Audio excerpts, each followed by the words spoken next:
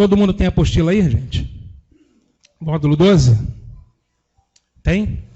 Vamos fazer uma oração? Paz, querido. Vamos orar ao Senhor. Querido Pai, nós invocamos o Teu santo nome, nome glorioso, poderoso, nome sobre todo nome. És o príncipe da paz, maravilhoso, conselheiro, Deus forte, Senhor da nossa vida, Senhor da nossa salvação. Nós queremos colocar as nossas vidas diante de Ti, nossos corações diante do Senhor, nossas mentes, nossos pensamentos, todo o nosso ser.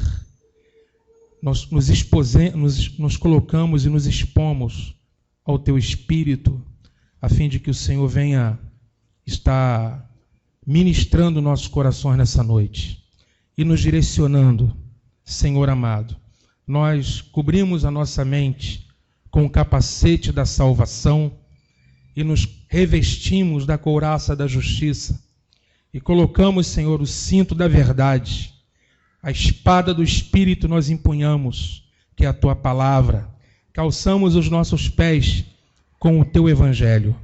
Senhor, que possamos ministrar nessa hora, segundo o Teu querer, para a edificação da nossa vida e aprender da Tua palavra. Que o Senhor esteja nos abençoando e nos edificando, e que o Senhor esteja reinando, soberano, poderoso, sobre cada um de nós que estamos aqui nessa noite, no nome de Jesus. Amém. Irmãos, vamos falar hoje sobre novos céus e nova terra. É o módulo 12, nós vamos concluir esse assunto. E eu gostaria de dizer para os irmãos, era um outro aviso que eu vou dar, de que nós vamos estar ministrando às quartas-feiras sobre o Apocalipse. Nós vamos ministrar sobre o livro do Apocalipse nas quartas-feiras por vir.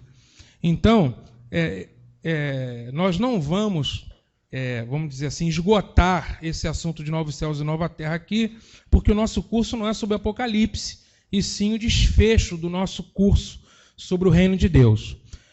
Então, nós vamos falar sobre novos céus e nova terra. Apocalipse 21, vamos acompanhar na apostila. Leia. Vi novo céu e nova terra, pois o primeiro céu e a primeira terra passaram, e o mar já não existe. João, ele conclui o livro do Apocalipse com essa visão gloriosa de um novo céu, de uma nova terra. O que é isso? É uma visão de um universo completamente renovado, de um universo completamente novo, aonde a justiça habita, onde a vontade de Deus é feita, onde o mal já foi extirpado, não é? Aonde se cumpriu a palavra de Deus que está escrita, eu faço novas todas as coisas.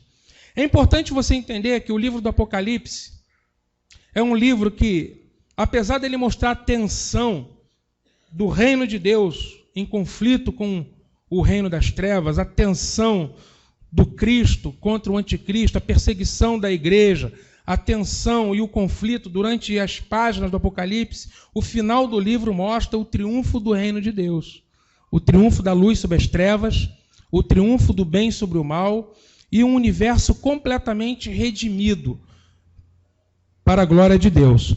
Então, esse capítulo 21 e 22 é o que a Bíblia chama de estado eterno. A eternidade está justamente aí, no capítulo 21 e 22, porque quando chegamos até o Apocalipse 20, a eternidade ainda não se manifestou. A eternidade, ela surge em Apocalipse 21, porque o Apocalipse 20 é o milênio. Então, no milênio ainda não é o estado eterno, mas no Apocalipse 21 já emerge aí a eternidade. Então, veja bem, esse estado eterno de novos céus e nova terra não é algo que vem com o Novo Testamento, isso já é uma promessa que os profetas já anunciavam desde os dias da primeira aliança, desde os dias desde os dias do Antigo Testamento. Então veja aí Isaías 65, versículo 17. Leia aí embaixo. Pois eu crio novos céus e nova terra, e não haverá lembrança das coisas passadas, jamais haverá memória delas. Veja, irmãos, que o profeta Isaías, no ano 700 antes de Cristo, ele já estava profetizando que um dia novos céus e nova terra surgiriam. Pela boca de Isaías, Deus disse: eu crio novos céus e nova terra, e não haverá lembrança das coisas antigas. Que coisas passadas são essas? A morte, o pecado, a injustiça, a rebelião, a desobediência. O que Isaías está dizendo é que haveria um tempo em que Deus criaria um universo completamente novo, onde as coisas antigas ficariam para trás, as coisas velhas passariam e o novo de Deus surgiria, que é o reino de Deus. Também nos diz em Isaías 66, 22. Vamos ler? Porque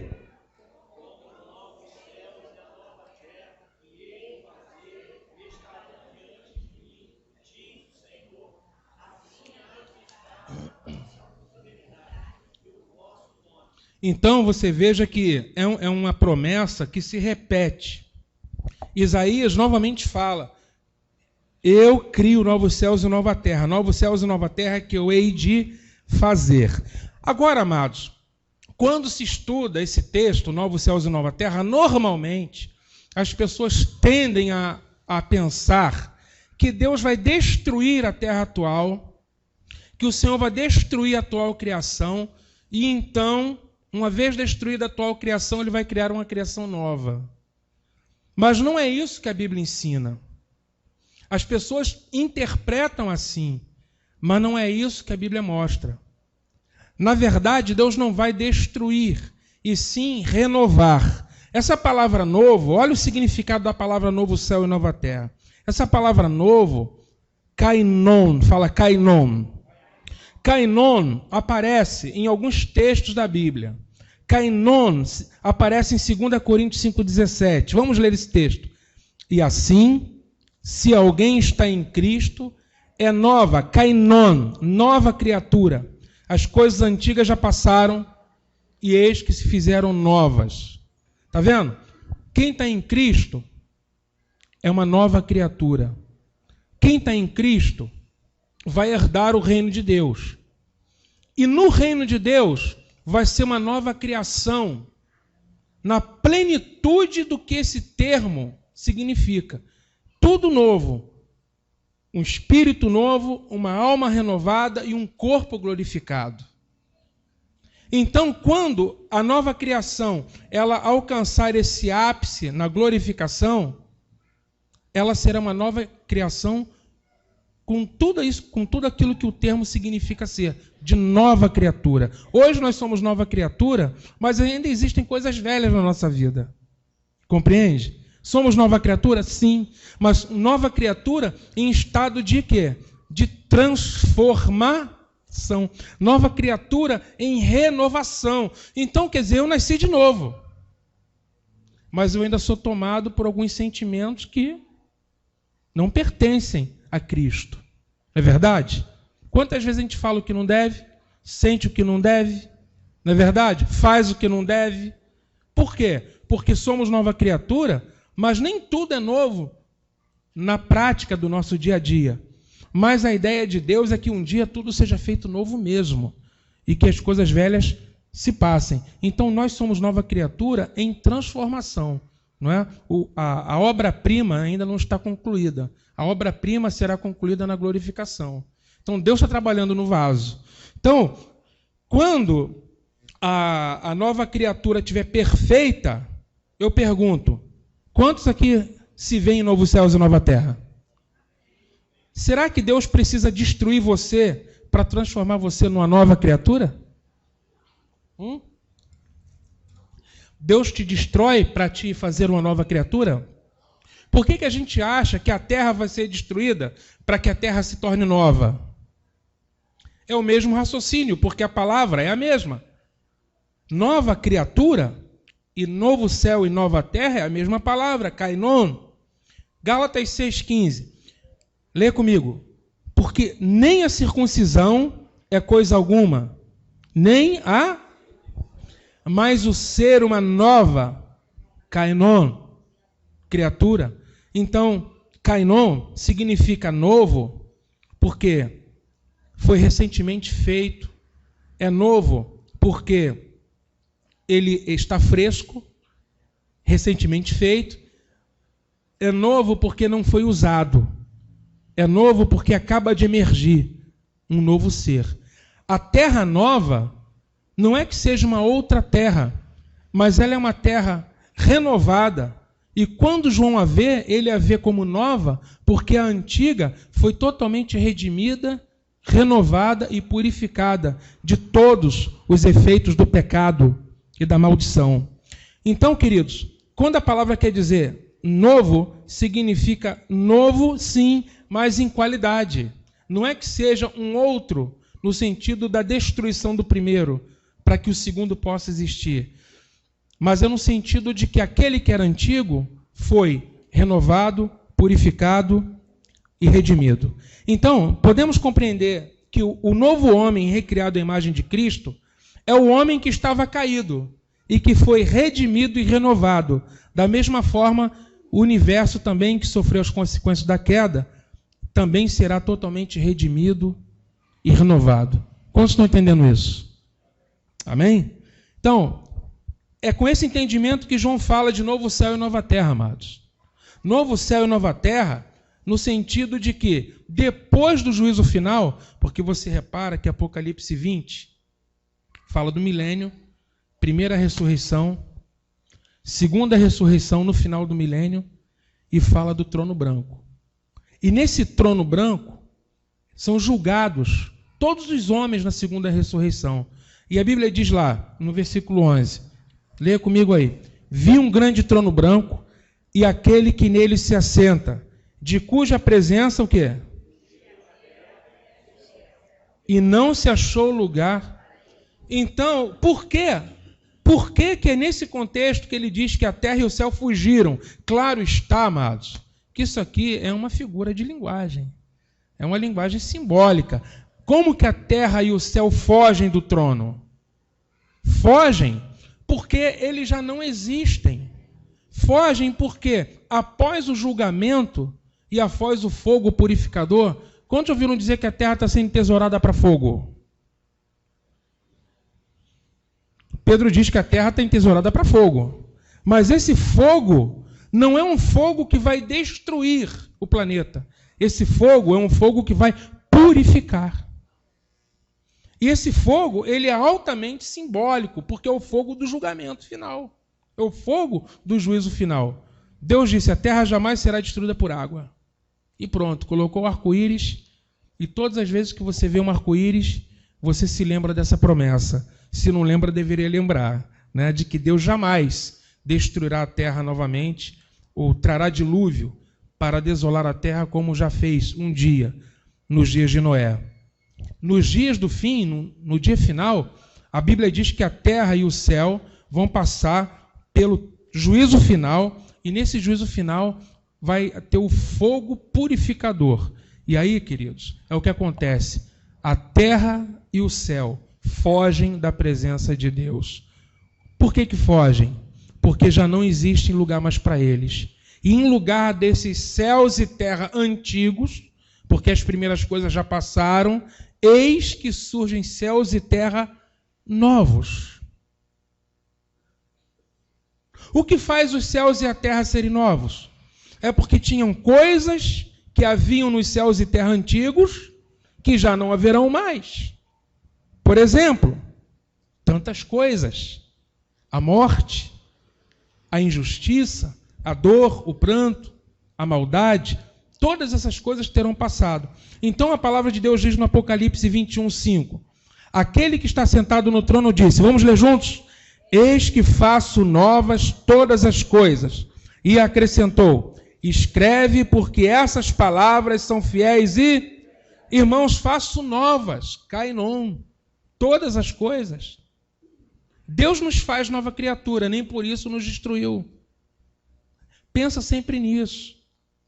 Porque se a terra está do jeito que está hoje, é por causa de Deus? É por causa dela própria? É por causa de quê, queridos? Por causa do homem. O homem, quando caiu, levou toda a criação a cair junto com ele. A terra caiu junto e sofreu as consequências. É por isso que Paulo fala que quando o homem ele é redimido, tá? E nós, quando formos glorificados, toda a criação vai ser redimida juntamente conosco e vai sair de um cativeiro de corrupção para a liberdade da glória dos filhos de Deus. Então entendam bem, o que nós estamos crendo é numa visão de restauração da criação. Nós não estamos tendo uma visão de destruição. Nós não cremos em cataclismas que destruirão a terra. Nós cremos no poder renovador e restaurador do nosso Deus. É novo, céus e terra novo, é novo porque será sem precedentes. Nunca houve céus e terra como esses que virão. Tá? Será novo em qualidade. A justiça vai habitar na terra. E aí, é o que está escrito em Pedro, capítulo 3, versículo 13. Vamos ler. Nós, porém, segundo a sua promessa, esperamos novos céus e nova terra, nos quais habita a justiça. Qual é o diferencial dos céus e terra novos que nós iremos ver e participar? É que neles, ao contrário dos atuais, neles habita a justiça. Neles está o reino de Deus manifesto. Gente, o que é justiça? Justiça é o reino. O que é o reino de Deus? Romanos 14, 17. Justiça, paz e alegria. Reino de Deus é justiça estabelecida. E a justiça, o que é justiça? É a palavra de Deus sendo vivida, sendo obedecida, não sendo transgredida. O que é injustiça? Injustiça é o pecado, é a palavra ser violada, é a palavra ser quebrada, é não se obedecer à palavra. Isso é injustiça.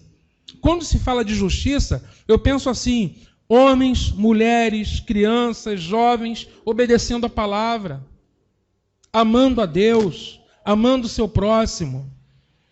Compreendeu? É não torcer o direito. Isso é justiça. Então, nos novos céus e nova terra, a justiça será uma realidade.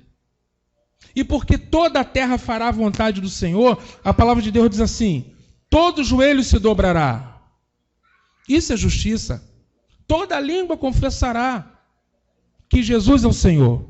Isso é justiça. É a vontade de Deus sendo realizada. E por causa da justiça, haverá paz.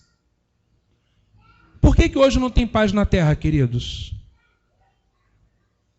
Porque não há justiça.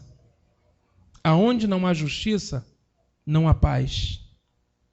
Isso a começar dentro do ser humano.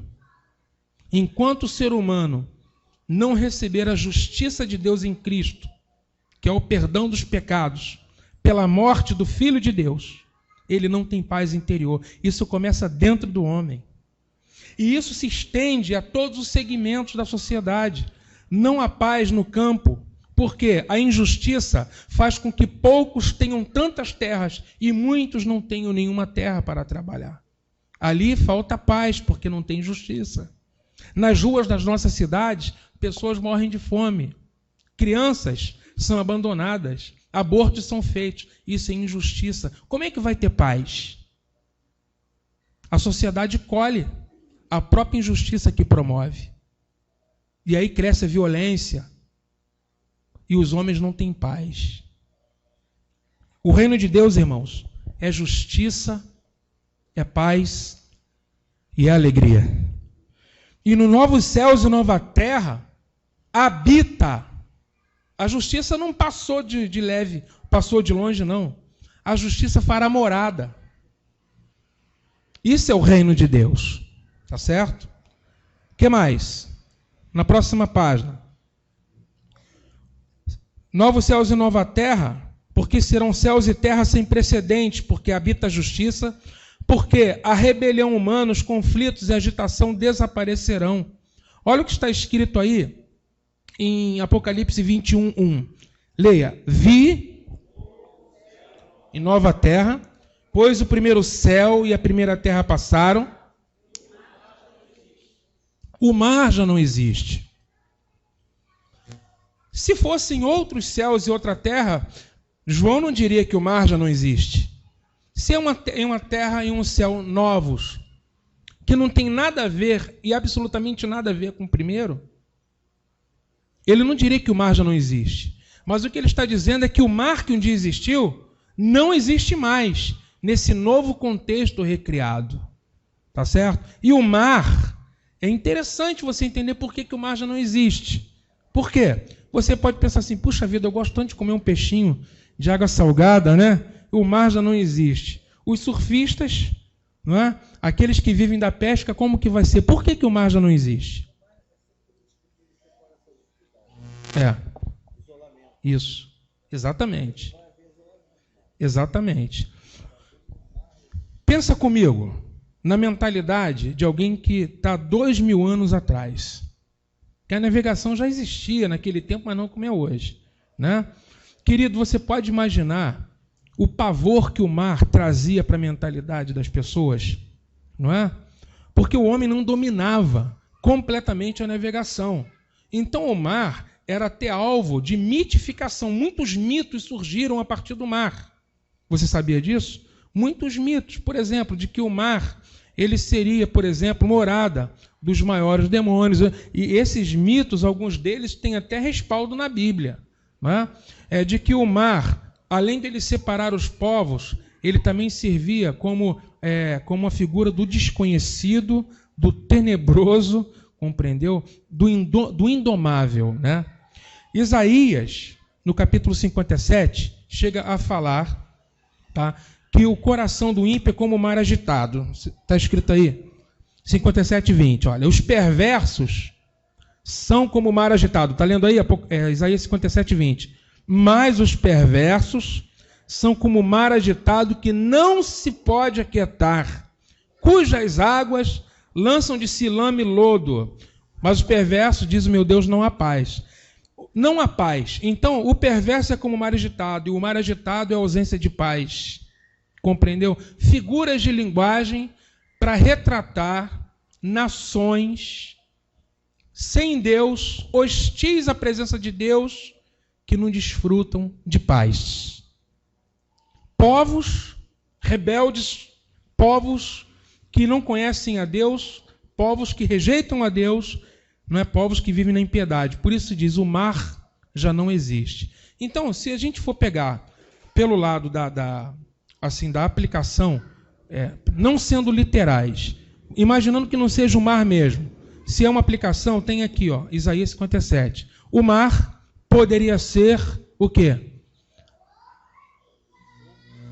As nações hostis ao reino de Deus. Não há mais hostilidade, não há mais perversidade, não há mais impiedade, não há mais essa agitação que existe no meio das nações. Que existe hoje, no reino de Deus não haverá. E se você for entender, bom, eu creio que isso pode ser literal. O mar realmente já não existe.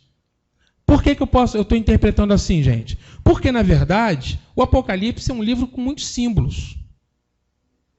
Entende? Quando a gente caminha no Apocalipse, a gente caminha com certo cuidado. Tá? A gente caminha com cuidado. Eu não posso interpretar carta de Filipenses é uma coisa. Carta de Paulo aos Filipenses é uma coisa. Interpretar Apocalipse é outra. Se esse mar ele for uma figura de linguagem, se refere à perversidade, né, dos homens ímpios. Isso acabará. Se ele se refere literalmente ao mar, isso significa, e também é possível essa interpretação, isso significa o quê? Foi como o irmão falou, não vai ter mais divisões entre os continentes, que o mar serve para quê? Para separar os povos.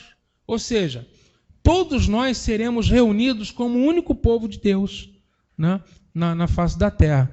que também é bem factível. Quem é que pode afirmar o que é o que não é nesse caso? Não é verdade? Nós não temos muitos elementos para dizer, mas o mar já não existe. Seja ele aquilo que o Espírito Santo quis dizer, o mar já não existe. Fala, irmão.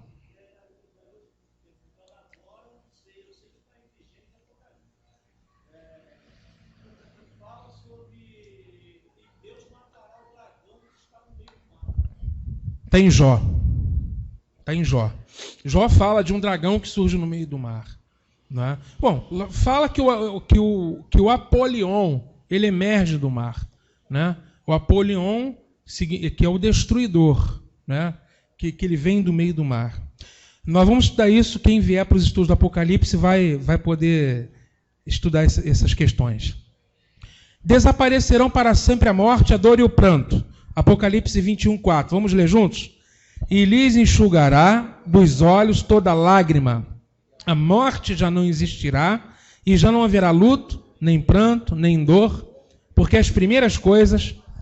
Irmãos, por isso é um novo céu e uma nova terra. Porque a morte que hoje existe já não existirá. A dor, o pranto, os gemidos que hoje existem desaparecerão. Isso faz com que os céus e a terra sejam completamente renovados. Tá? Porque se a morte existir, ainda o reino de Deus não está estabelecido plenamente. Enquanto houver prantos e gemidos, ainda o reino de Deus não está estabelecido. Mas nessa nova ordem mundial, eu quero dizer uma coisa aqui para os irmãos, muitos têm falado de nova ordem mundial. Quantos já ouviram falar sobre isso? Nova ordem mundial. Quem já ouviu falar nisso? Meu Deus do céu, quase ninguém ouviu falar na nova ordem mundial. Isso está sendo falado até na imprensa. Nova ordem mundial. Lula disse, né, que ele quer cooperar para uma nova ordem mundial. Na verdade, a nova ordem mundial que esses homens, né, estão querendo fazer não é nada de novo. Porque vai continuar o reino da injustiça, né, o reino do pecado, Satanás vai continuar no trono com essa ordem mundial deles. Na verdade, a nova ordem mundial é o reino de Deus. É o reino que é realmente novo. É o reino que vai implementar coisas novas na terra. Porque uma nova ordem mundial, onde continua existindo a injustiça, a morte, a dor, o pranto, não é nada de nova ordem mundial. A nova ordem mundial é o reino. A nova ordem mundial é a nova era. Então eu quero dizer aqui para vocês, eu quero revelar a minha verdadeira identidade. Eu sou um profeta da nova era. E espero que você também seja. Nós somos profetas da nova era, anunciadores de uma nova ordem mundial, conspiradores, né, contra essa velha ordem. Nós somos os subversivos de Deus, que estamos, né, maquinando para trazer à luz um novo reino de justiça e paz. Amém, irmãos? Ah, mas aqui todo mundo recebe. Muito bem, profeta da nova era. Isso mesmo, nós somos. Hoje nós temos base para entender isso, né, Cleide? Né, Mari Cleide? Mari Cleide, você agora é uma profeta da nova era? Tá vendo? Entrou pro time. Entrou pro time. O que mais? A palavra de Deus nos fala que uma cidade gloriosa, ela vai se manifestar na terra. Cidade santa, cidade celestial, a cidade de Deus. Ela vai descer do céu e vai se estabelecer na nova terra. Aliás, é isso que faz a terra ser nova. É a presença da nova Jerusalém e a abolição de toda a maldição e das consequências do pecado da primeira criação. Apocalipse 21:2. Vamos ler juntos. Vi também a cidade santa, a nova Jerusalém, que descia do céu, da parte de Deus, ataviada como noiva, adornada para o seu esposo. Está vendo? A cidade santa, a nova Jerusalém, ele viu, e ela descia do céu. No momento em que ele viu, irmãos, ela estava descendo do céu. Como eu creio que ela está descendo? No exato momento que nós estamos aqui, a nova Jerusalém está descendo. Só que ela não está descendo em céus atmosféricos. Ela está vindo do reino espiritual para se manifestar aqui no reino físico. Nós é que não temos olhos para ver, mas um dia veremos essa cidade. Nos será dado ver a Nova Jerusalém, que ela desce da mais elevada dimensão espiritual para se manifestar aqui na terra, na nova terra. Então, amados, esse texto mostra claramente, se a Nova Jerusalém desce, por que nós imaginamos que nós é que vamos subir? Se nós é que vamos sair daqui, não é? Ora, Jesus desce do céu, a Nova Jerusalém desce do céu. Você não está satisfeito, não? Você quer subir? Ainda? Não é? Para que querer subir se Jesus desce no início do milênio e no final do milênio a Nova Jerusalém vai descer? Então ela desce justamente para trazer o reino de Deus. Quantos se lembram da oração de Mateus 6, versículo 10? Venha o teu reino. Essa oração de Jesus, amados, vai ser plenamente respondida justamente quando a Nova Jerusalém descer do céu e ela se manifestar aqui na terra. Alguma pergunta? Tem pergunta para fazer? Não? Alguma pergunta? Fala. O Amarildo tem.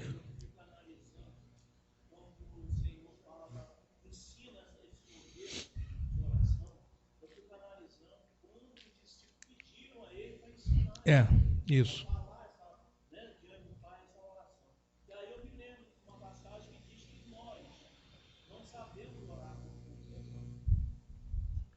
Então, quando Jesus falou sobre essa oração, justamente ele disse, quando orardes, vós orareis assim. Em outras palavras, ele nos ensinou a clamar pelo reino. Venha o teu reino. Então, amados, a Nova Jerusalém, ela vai descer. E o que tem de especial nessa cidade? Tem gente que fica muito encantado porque ela tem rua de ouro, porque ela é de jaspe, que ela é de safira, que ela é de topázio, que ela é de ametista. Tem gente que diz assim, quando eu for morar no céu, eu vou passear em ruas de ouro, né? Lá até a neve é de ouro, eu vou esquiar em neve de ouro, eu vou andar em rua de ouro, tudo vai ser de ouro. Eles ficam impressionados com o ouro. Sinceramente, quem aqui acredita que a Nova Jerusalém é de ouro? Ouro? Quem acredita aqui? A Bíblia fala que ela é de ouro, mas a Bíblia, na verdade, está descrevendo a glória de Deus, numa linguagem que você possa entender.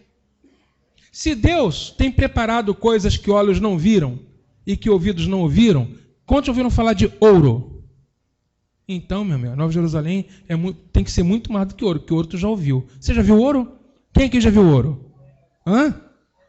Aí, ó. Aí, está no seu dedo? Aliança de ouro? Hã? Ouro. A Nova Jerusalém, ela não é de ouro. A Bíblia fala que ela é de ouro para que você possa entender.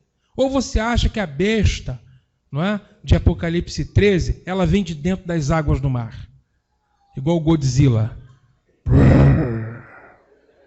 Com 7 cabeças e 10 chifres. Você acha que é exatamente assim? Ou João, ele enxergou um ser, tá? Que iria perseguir os cristãos de tão violento, com tamanha autoridade, que a única maneira que ele teve de descrever o indescritível foi numa linguagem mitológica, de uma besta, não é? Que emerge do mar, mas uma linguagem claramente metafórica, figura de linguagem. Está descrevendo realidades espirituais. Você não pode tomar o Apocalipse ao pé da letra. Se você quiser entender o Apocalipse, venha na quarta-feira que vem. Então, o que acontece, amados? A Bíblia diz que ela desce do céu, mas o que tem de realmente de valioso nessa cidade é Deus. É porque Deus desce nela, é porque Deus está nela. Tá? Não tem um salmo que diz assim, né? Há um rio cujas correntes alegram a cidade de Deus. Deus está no meio dela, ela não será abalada. O rio é o rio da vida. E o trono de Deus está nela. Por isso que ela é preciosa. Deus está no meio dela. Então a descida da Nova Jerusalém, irmãos, é a própria descida do Pai. O Pai vai se manifestar na terra. Jesus já terá se manifestado, o Filho glorificado. Mas o próprio Pai se manifestará. O milênio é o reino do Filho. Mas a eternidade será o reino do Pai. O reino de Deus, o Pai, na eternidade. Então, ele desce na cidade, e a Bíblia diz em Apocalipse 21:3. Vamos ler juntos. Então, está muito fraco. Então,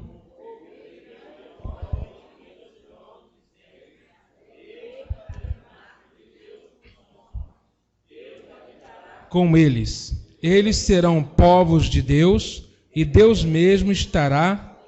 Está vendo? Eis o tabernáculo de Deus com os homens. Então, o que há de extraordinário na vinda da cidade? É que, na verdade, Deus vem tabernacular com os homens na terra. Ou seja, ele vem fazer habitação, gente. E aqui eu quero dizer para você que Deus, em 4 momentos na história, ele esboçou uma morada com os homens. Em primeiro lugar, no deserto, no tabernáculo de Moisés. Ele mandou Moisés fazer um tabernáculo para ali revelar a glória dele. Mas aquele tabernáculo não poderia ser a casa definitiva de Deus. Depois disso, ele manda construir um templo. E qual foi o rei que construiu? Salomão. Mas, ainda que tamanha glória tivesse se manifestado naquele templo, aquela não era a casa definitiva de Deus. Depois, Jesus Cristo veio e se manifestou na terra como Filho unigênito. E a Bíblia diz, o Verbo se fez carne e tabernaculou e habitou. A palavra ali é fazer morada, tabernáculo, entre nós. Mas ali estava o Filho unigênito. Ainda não era a revelação da plenitude. E agora, no tempo do fim, Deus está edificando os seus filhos para com ele tabernacular em novos céus e nova terra. Então, amado, Deus está trabalhando para que na eternidade ele possa estabelecer tabernáculo com os homens aqui na terra. E a Bíblia diz, tabernáculo de Deus com os homens, e Deus habitará com eles. Repara que a presença pessoal, a presença direta de Deus estará conosco e nós em comunhão com ele, a ponto da Bíblia dizer, e verão ao Senhor face a face. Compreendeu? Não haverá intermediários na nossa comunhão. Tanto não vai ter, que a Bíblia diz que na Nova Jerusalém não terá santuário. Não sei se você já reparou isso. Veja lá em Apocalipse 22, versículos 3 e 4. Depois a gente vai ler 21, 22. Apocalipse 22, 3 e 4. Nunca mais haverá qualquer maldição. Nela estará o trono de Deus e do Cordeiro. Os seus servos o servirão, contemplarão a sua face, e na sua fronte estará o nome. Olha que coisa linda, irmãos. Contemplaremos não só a face de Cristo, mas nós contemplaremos a face de Deus Pai. Bem-aventurados os pacificadores, porque verão a Deus. Compreende? Verão a face de Deus em novos céus e nova terra. E a Bíblia diz que não haverá maldição e nela estará o trono de Deus e do Cordeiro. Agora olha o 22. Nela não viu o quê? Porque o seu santuário é o Senhor Deus Todo-Poderoso e o Cordeiro. Vamos entender isso? Por que na Nova Jerusalém não tem santuário, amados? Por que ela não tem templo? Para que existe um templo? Para que tem templo? Para adorar, para que mais? Vamos participar. Para o Senhor habitar. Mas o quê? Mas nela não tem templo na cidade. Está escrito aí, não tem. Na Nova Jerusalém não tem santuário. Hein? Por que não tem santuário? Porque o santuário é um ponto de encontro onde Deus encontra com o homem.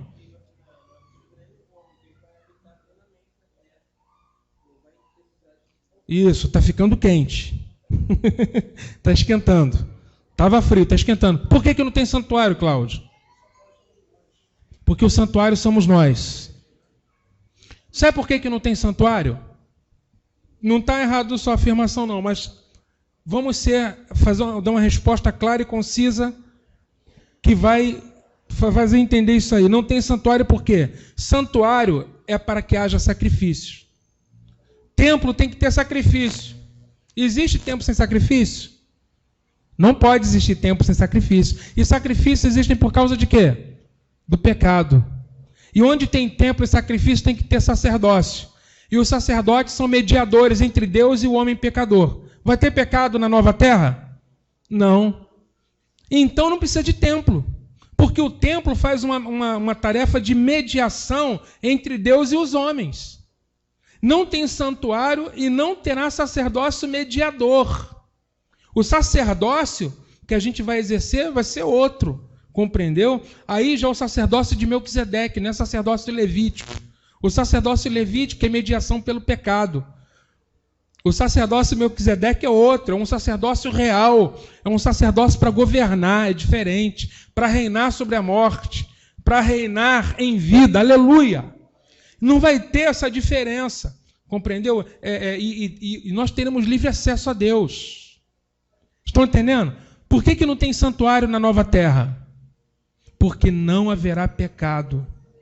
Não serão necessários sacrifícios e nem sacerdotes mediadores. Portanto, o templo é desnecessário. A nossa comunhão com Deus vai ser direta.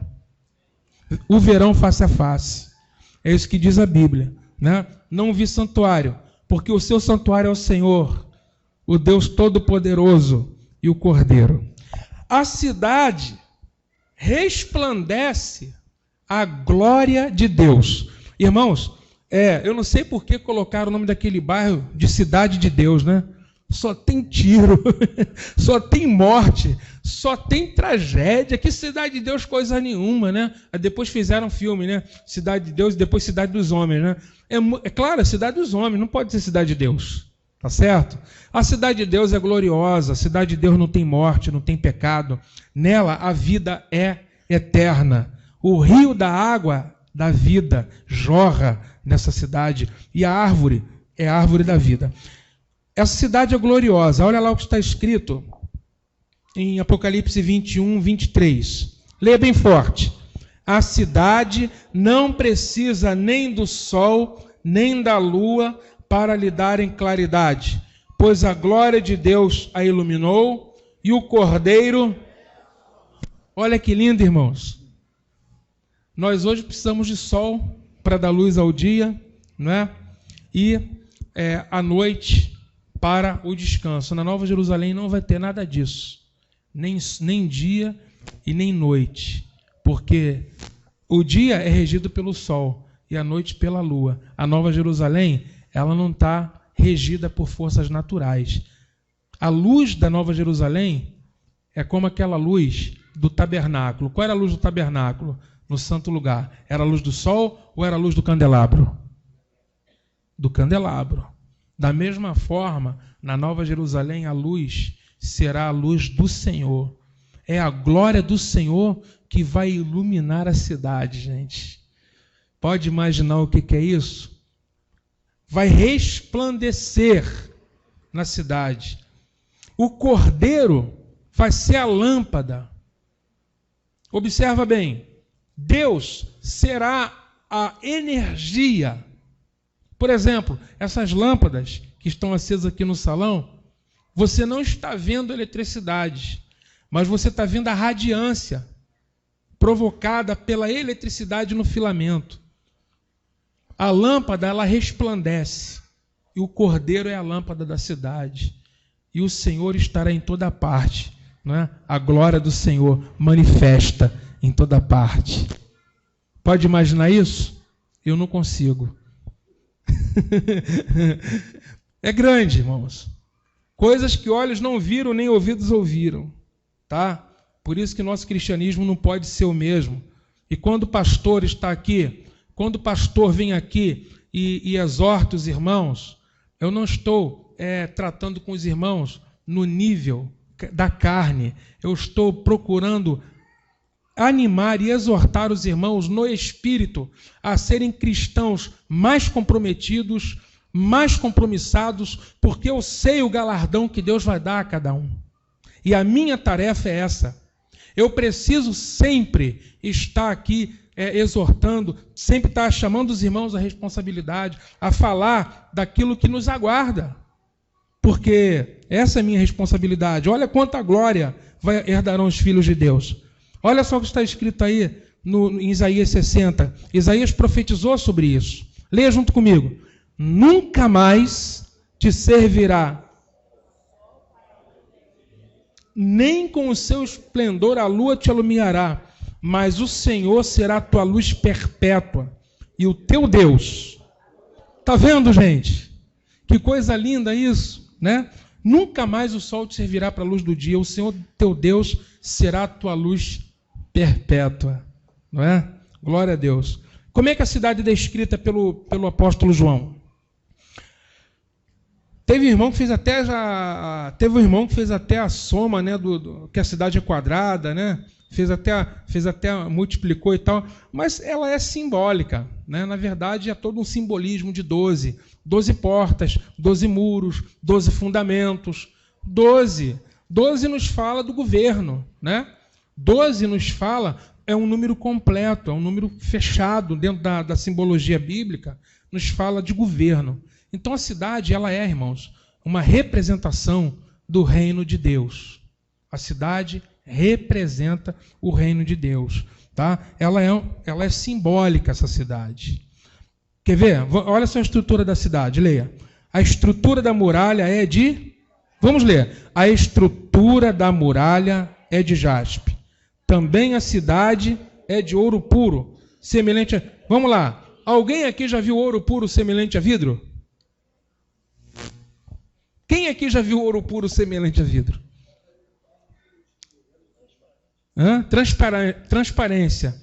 Mas você não tem ouro puro semelhante a vidro. Não existe isso, né? Mas veja, mar de vidro. Tem outro texto que ele fala de mar de vidro. Aquele que está sentado no trono era semelhante a um mar de vidro, claro como cristal. Irmãos, isso é uma descrição simbólica, tá? Todo Apocalipse, aliás, a maior dificuldade do Apocalipse são esses símbolos. A simbologia do Apocalipse é que nos faz, às vezes, errar, né? Por isso que eu não procuro detalhar e procurar mostrar cada coisa, porque não tem como. Você tem que mostrar o quadro completo, o quadro geral, né? O que está dizendo aí é que a cidade ela é constituída de pedras preciosas, certo? E de metais nobres. Aquilo que entre nós homens temos de mais valioso é o que João usou para descrever o indescritível. O que ele poderia falar em termos de glória? Mais do que ouro, mais do que sardônio, mais do que ametista, mais do que topázio, diamante. Não tem, você não tem. O que o homem conhece que seja mais valioso do que essas coisas? Então, ele viu a glória e transcreve em linguagem humana. Então, vamos ler. A estrutura da muralha é de jaspe. Também a cidade é de ouro puro, semelhante a vidro límpido. Os fundamentos da muralha da cidade estão adornados de toda espécie de pedras preciosas. O primeiro fundamento é de... O segundo... O terceiro, o quarto, o quinto, o sexto, o sétimo, o oitavo, o nono, o 10º, o 11º, o 12º. Notou aí que são 12 pedras preciosas? Está entendendo? São 12. Por que 12? Né? E todas pedras preciosas. As 12 portas são 12 pérolas. E cada uma dessas portas de uma só pérola. A praça da cidade é de quê? Ouro puro. Como vidro transparente. O que ele quer dizer é que essa cidade está tão cheia de glória, tão cheia de resplendor, ela é tão preciosa, que a maneira que ele encontrou de descrever foi usando essa linguagem. Ele está falando para os homens, não está falando para os homens? João não está escrevendo para as igrejas? Ele não escreve as 7 igrejas da Ásia? Irmãos, Apocalipse foi escrito, primeiramente, para as 7 igrejas da Ásia que estavam padecendo perseguição. Então, o Apocalipse é um escrito, tá, que foi feito para consolar uma igreja perseguida, mostrando que a glória que a aguarda era maior, né, do que os sofrimentos que ela estava vivendo no tempo presente, mostrando que havia uma cidade gloriosa que aqueles que forem vencedores vão herdar. Estão entendendo? Então, ele está usando uma linguagem que o homem pode entender. O problema da mente carnal é querer pegar e dizer, é de ouro. Então se diz, né? Imagine um lugar onde a rua é de ouro, aí fica cantando, aí fica viajando, né? Entendeu? Passeando, aí um diz assim, não importa se é de ouro não, se eu vou morar no céu, um barraquinho me basta. Para que ouro? Para que casa de ouro? Um barraquinho me basta.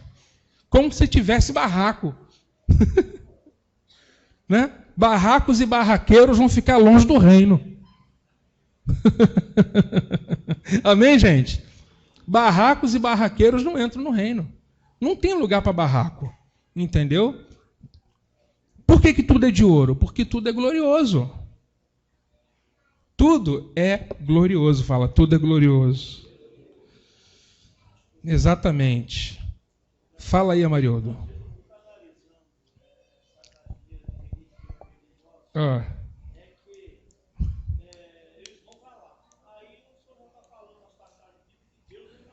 Isso. Bela conclusão, Amarildo. Vamos ficar sozinhos, é isso mesmo. Isso. Vai haver um desencontro.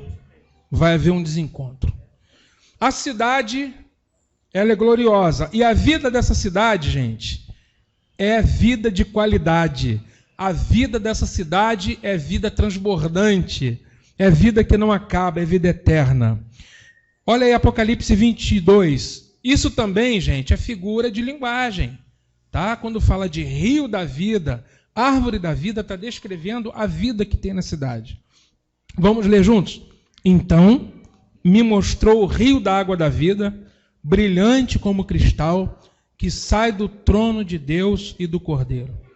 No meio da sua praça, de uma outra margem, está a árvore da vida, que produz 12 frutos, dando o seu fruto de mês em mês, e as folhas da árvore são para, olha que lindo, para cura dos povos. Pastor, na eternidade os povos precisarão de cura? A igreja já não estará glorificada 1000 anos antes? Quem está glorificado precisa de cura? Que povos são esses? Aí que você vai entender que nem todos que não vão herdar o reino, nem todos vão ser lançados no lago de fogo. Muitos, e a maior parte, serão nações perdoadas, redimidas, e que serão curadas aí, aonde? Nas folhas da árvore. Compreende? Então, amado, a gente precisa entender isso, que o reino de Deus é um reino de justiça. Um remanescente fiel vai herdar o reino, aqueles que vão entoar o cântico do Cordeiro, que vencerão a besta, os vencedores de todos os tempos. Esses vão ser coroados. E os que não forem coroados, mas forem perdoados e redimidos, serão nações, que o Apocalipse nos mostra que essas nações terão reis, e esses reis trarão a honra e a glória dessas nações, trarão para as cidades. Honrarão o Senhor Todo-Poderoso. Compreenderam? E vão aprender com os filhos de Deus, vão andar na luz dos filhos de Deus. Então a Bíblia diz de maneira clara que o rio da água da vida, brilhante como cristal, sai do trono de Deus e do Cordeiro. Queridos, tem uma passagem em Ezequiel, eu estou com ela aí no texto, Ezequiel 47, está na apostila. Olha só, leia comigo. Primeiro, olha para mim, por favor. Ezequiel está falando de uma visão que ele teve, né? O seu filho do homem, né? Entra no rio. Ele entrou, o pé dele a água estava nos artelhos. Aí ele vai entrando, a água sobe para o joelho.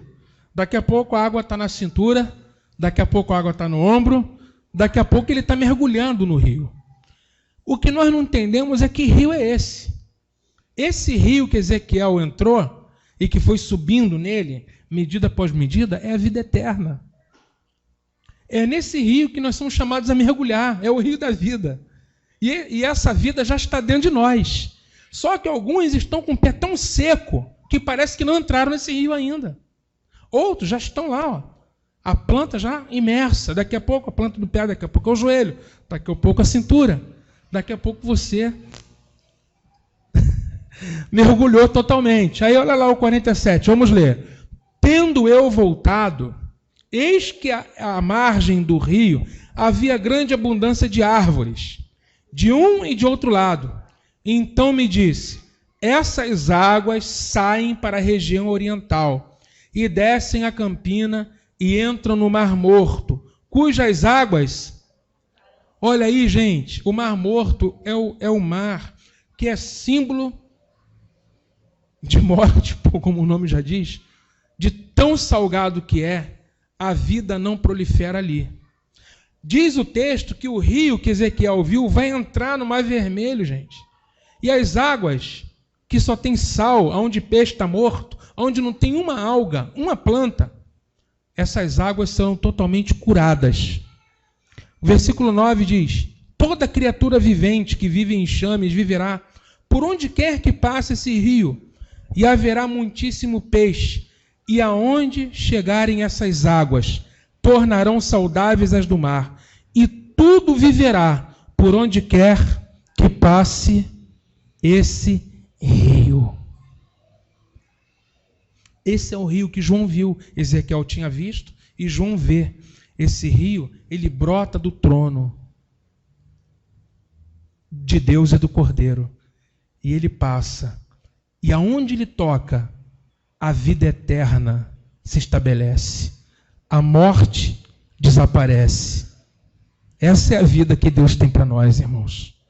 A vida abundante. A vida de Deus. A vida de Deus. E diz que ele tem duas árvores, de uma ao outro lado. João fala que as nações comerão. Ela produz fruto de mês em mês. Né? De mês em mês, produz fruto.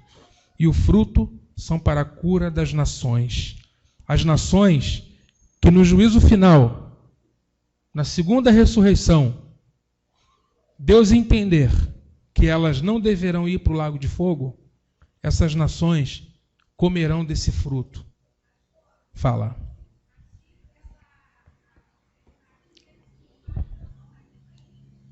Não ouvi.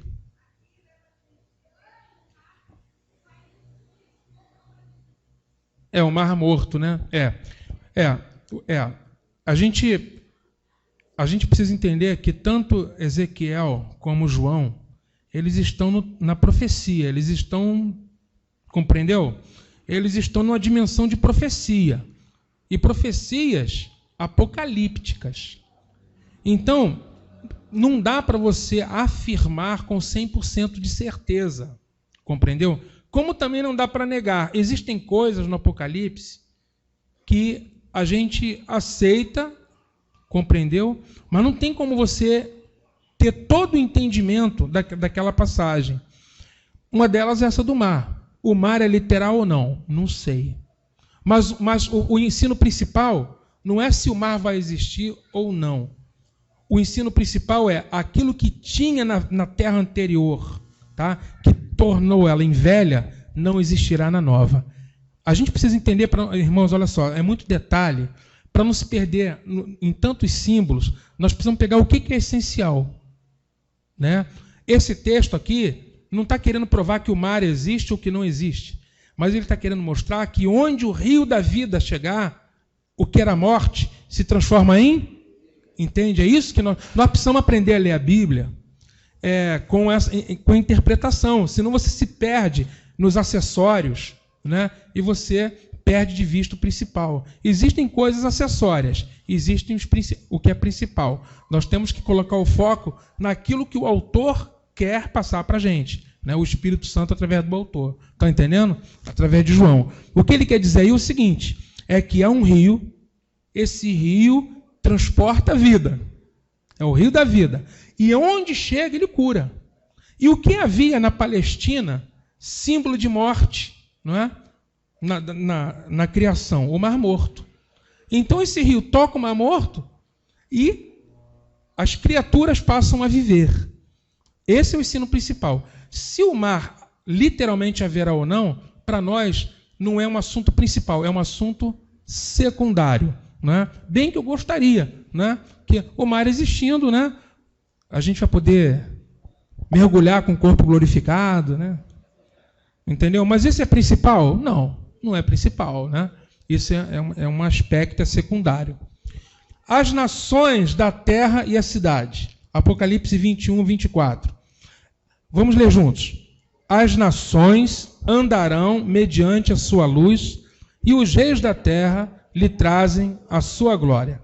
As suas portas nunca jamais se fecharão de dia, porque nela não haverá noite, e lhe trarão a glória. Vai acontecer, irmãos, na eternidade, exatamente como eu falei, a rainha de Sabá, ela saía da Etiópia e ia peregrinando até Jerusalém e trazia a glória da Etiópia, os presentes, a honra da Etiópia e depositou aos pés de Salomão. Vai acontecer isso no reino, só que não aos pés de Salomão, mas aos pés de quem? De Cristo, né? E do Pai. Então, as nações vão andar na luz da cidade. Quando é que vai se cumprir plenamente a palavra de Jesus que diz: vós sois a luz do mundo? Na eternidade. A luz da cidade, irmãos, é a nossa luz. Não sei se os irmãos estão entendendo. A cidade tem mais a ver com a gente do que você imagina. A cidade é chamada de noiva. E a cidade, Deus mora nela. Tem muito a ver com a gente. Compreendeu? A cidade é a esposa do Cordeiro. Ela está ataviada como uma noiva, adornada para o seu esposo. Essa cidade, ela é símbolo do reino. E ela se contrapõe a uma outra cidade, que é chamada de Babilônia. E Babilônia também é um sistema que envolve pessoas. Só que pessoas que não falam a língua de Deus. Babilônia representa o reino dos homens. Nova Jerusalém representa o reino de Deus. Compreendeu? A glória da cidade é a glória que estará em nós, gente. Escuta isso. Não é que nós vamos andar em ruas de ouro. É que nós seremos tomados pela glória que João está descrevendo como sendo ouro, ametista, topázio, jaspe. Isso vai fazer parte do nosso ser. Com certeza. Estão entendendo? Essa cidade vai se manifestar na terra. É o reino de Deus. E nós fazemos parte disso. Por isso que a Bíblia diz, a nossa cidade, a nossa cidadania está no céu. Porque o nosso reino está descendo, o reino de Deus, o reino dos céus. Então as nações vão andar mediante a luz da cidade, e os reis da terra trarão a sua glória. As portas da cidade jamais se fecharão de dia, porque nela não haverá noite, e lhe trarão a glória e a honra das nações. Que reis são esses?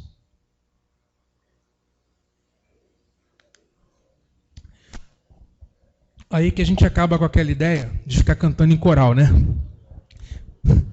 Estou sempre batendo no coral. Por quê? Porque esse negócio de coral é um negócio tão pequeno, né? Então, reduz tanto o que é o reino. Porque, irmãos, na nova terra haverão nações redimidas. As nações vão trabalhar, vão ter atividade, vão ter governantes. Só que, ao invés de ser governantes corruptos, haverão homens tementes a Deus governando nas nações. Compreendeu? E os filhos de Deus governando sobre todos eles, junto com Cristo. É assim que é. É assim que funciona. Então vai ter atividade. Vai ter um relacionamento dinâmico entre os seres humanos. Não vai ser uma coisa tediosa. Pelo contrário, não é? Novos céus e nova terra, a cada dia você vai descobrir coisas novas, a cada dia o conhecimento, irmãos, você imagina se hoje, no estado caído que nós estamos, a ciência está evoluída, descobriu agora um novo planeta, agora você vê, a NASA descobriu um novo planeta, gente. Você imagina na eternidade, quando Deus colocou, tudo estiver diante de nós, nada nos será impossível, a gente vai ver tudo, a gente vai conhecer tudo.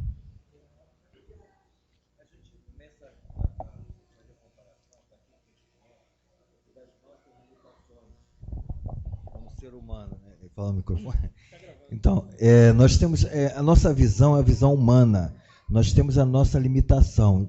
Eu creio que quando você fala não haverá sol nem lua, no sentido de iluminar, porque nós precisamos do sol para que possamos ver.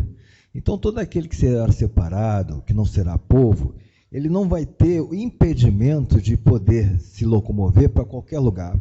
Então, da mesma forma, não vai, a escuridão física, né, do sol e do dia, né, isso não afetará em nada para ele, não terá diferença. Coisa que para o povo ainda haverá. Né? Então, quando se fala nesse contexto, a gente tenta tirar a nossa limitação para entender. Né? Mas o entendimento total, toda essa liberdade, só vai acontecer quando isso acontecer. Não adianta. Por mais que a gente tente trazer, imaginar, né, nós não temos parâmetro suficiente. Por conhecimento, por desconhecimento também. Né? Nossa mente é humana. Né?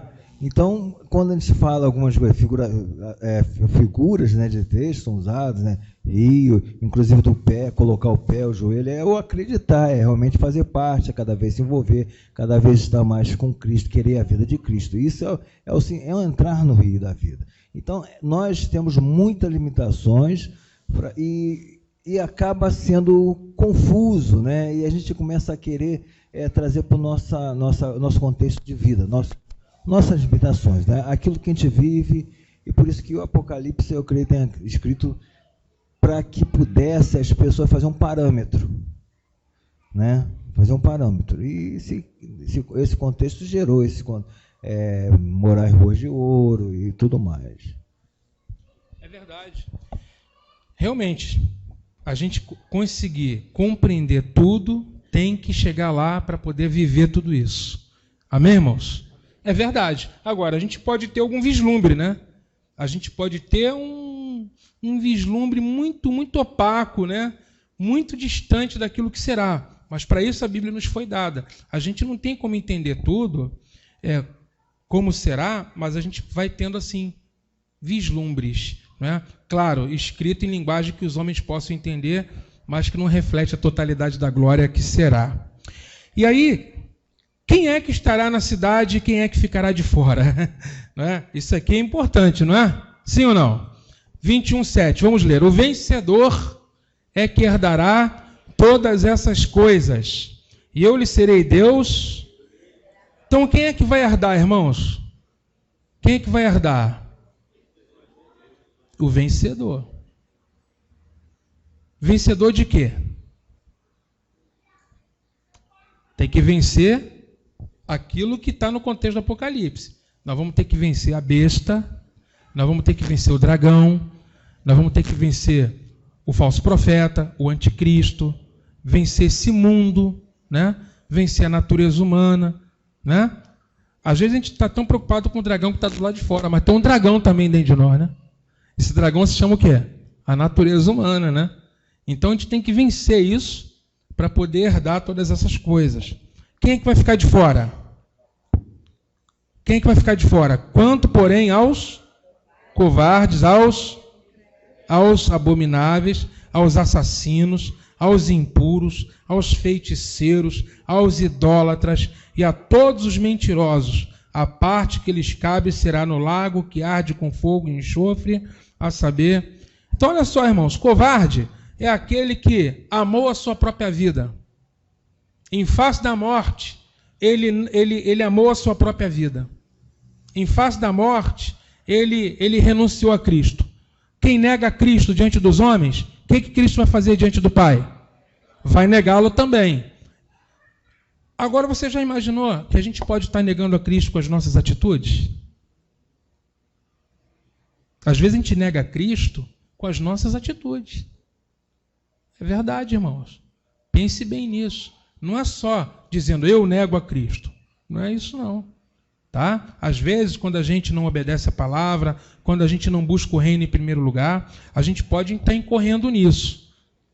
Covardes ao incrédulo, abominável, assassino, impuro, feiticeiro, idólatra, mentiroso.